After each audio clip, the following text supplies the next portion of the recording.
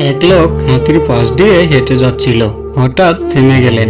একটি বিষয় মনে দ্বিধা তৈরি করায় তিনি থমকে যান। তিনি দেখলেন এত বড় প্রাণীগুলো শুধুমাত্র সামনের পায়ে ছোট্ট একটি দড়ি দ্বারা বাঁধা হচ্ছিল, কোনো চেন বা কোনো খাঁচা নয়। এই দড়ি এত বড় প্রাণীর পক্ষে ছেঁড়া খুব মামুলি ব্যাপার। যে কোনো সময় চাইলে এটি ছিঁড়ে তারা মুক্তভাবে চলে যেতে পারে, কিন্তু বিশেষ কোনো কারণে তারা তা করে না। কারণটাই তাকে ভাবাচ্ছিল।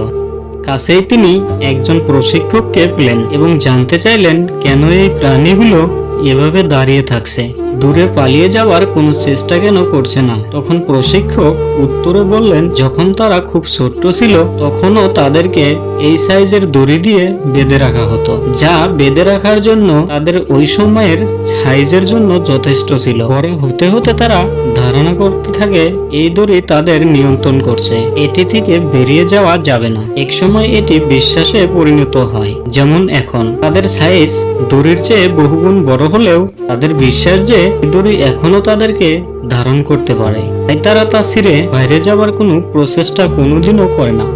লোকটি খুব অবাক হয়েছিল। এই প্রাণীগুলো চাইলেই তাদের বন্ধন থেকে বাইরে আসতে পারে, কিন্তু শুধুমাত্র তারা পারবে না এই বিশ্বাসের কারণে তারা সেখানেই আটকে থাকে যেখানে তাদের আটকে রাখা হয়।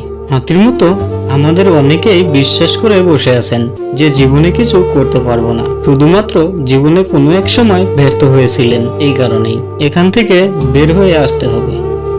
গল্পটি থেকে কি শিখলাম?